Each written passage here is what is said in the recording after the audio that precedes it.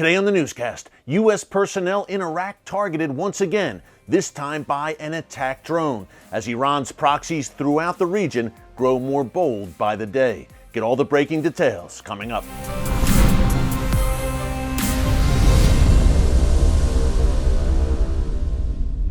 Hey folks, Erick Stakelbeck here. Welcome to the Watchman Newscast.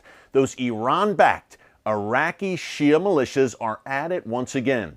Yesterday, Wednesday, April 15th, a U.S. base in Erbil, northern Iraq, Iraqi Kurdistan, was struck not by a rocket, but by an attack drone packed with TNT.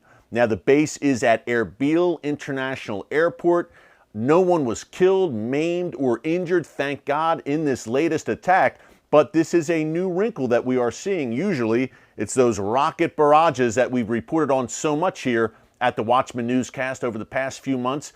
But now these Iran-backed Iraqi Shia militias who have targeted U.S. personnel in Iraq on such a frequent basis are taking it to a different level using the attack drone. This was unprecedented when it comes to northern Iraq and attacks against U.S. personnel there. Again, thankfully no one was injured. There was damage to this base, a coalition base. There's U.S. soldiers there, of course, are the main force there. But this base has been targeted repeatedly over the years, including back in February when a barrage of rockets, again, the usual MO of these Iran-backed groups in Iraq, a barrage of rockets hit that coalition base. A contractor working with the United States was killed in that attack. Now, the organization that claimed responsibility for that February attack was called the Guardians of Blood, an Iran-backed Shia militia. No clear claim of responsibility for this drone attack, but the Guardians of Blood apparently released a statement praising this latest attack. So, again, very interesting here because it shows you that the Iranian regime and its proxies across the region are trying to diversify, I guess you would say, their attack mode against U.S. forces, against the Saudis, against Israel. More on that in a minute. I want to mention the timing of this drone attack. Look, the Biden administration, as we've been telling you here on the newscast, is hell-bent on re-entering that Iran nuclear deal. There's been talks in Vienna over the past 2 weeks about re-engaging with Iran. And again, the U.S. re-entering that deal, European powers are kind of playing the middleman there and trying to bring Iran and the United States together. To me, Iran is sending a clear message with this latest strike against U.S. personnel. They're saying this is a blackmail strategy. What do I mean by that? Well, Iran is saying to the United States, if you do not give us what we want, which first and foremost, folks, is the complete removal of any U.S. sanctions against Iran, which have crippled the Iranian economy, which were put in place by President Trump.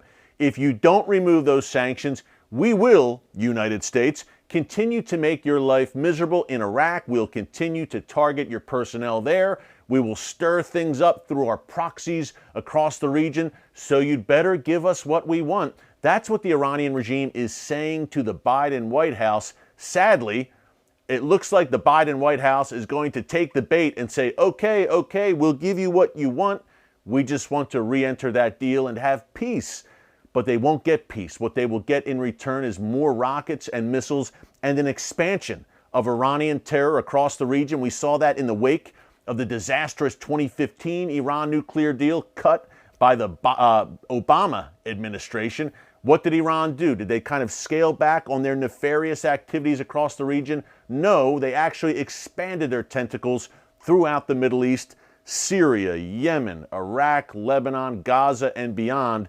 They took those billions of dollars in sanctions relief that were provided to them, and they did not build schools and playgrounds and rec centers and orphanages in Iran. They used that money to buy more advanced weaponry to destroy schools and playgrounds and rec centers and orphanages in Israel, Saudi Arabia, and elsewhere across the region. So that's what we're looking at. Just a little bit of background on the timing. Also yesterday, again, Wednesday, April 15th, very busy day. Not only did we have the drone attack against a U.S. military base in northern Iraq, also in Saudi Arabia once again. The Houthi rebels, guess who backs them? Yes, folks, you guessed it correctly. They are an Iranian proxy. The Houthis in Yemen launched 5 ballistic missiles and 4 attack drones against the Saudi coastal city of Jazan, which is just north of Yemen, where the Houthis are based and where they are on the warpath quite literally and conquering more territory in that country, with their Iranian masters providing training, support, and weapons. So the Saudis say they intercepted this hybrid barrage yesterday of missiles and drones, thankfully, but a very active day for the Iranian regime throughout the region. And the day before, by the way, and we reported this on yesterday's newscast, you can check it out here in our archives, Iran fired a missile at an Israeli-owned vessel in the Gulf of Oman. It was in a port off the coast of the United Arab Emirates. So a very busy week, you would say, for the Iranian regime as it continues its nefarious activity throughout the region. The Houthis in particular have become very expert at using a combination of ballistic missiles and attack drones to attack targets inside Saudi Arabia, including, this is happening practically on a daily basis in Saudi Arabia. It's not getting reported to any great extent in the mainstream media, but hey, that's why we do what we do right here at the Watchman Newscast, right? But it's a nearly daily barrage of drones and missiles at Saudi Arabia, including against Saudi oil facilities.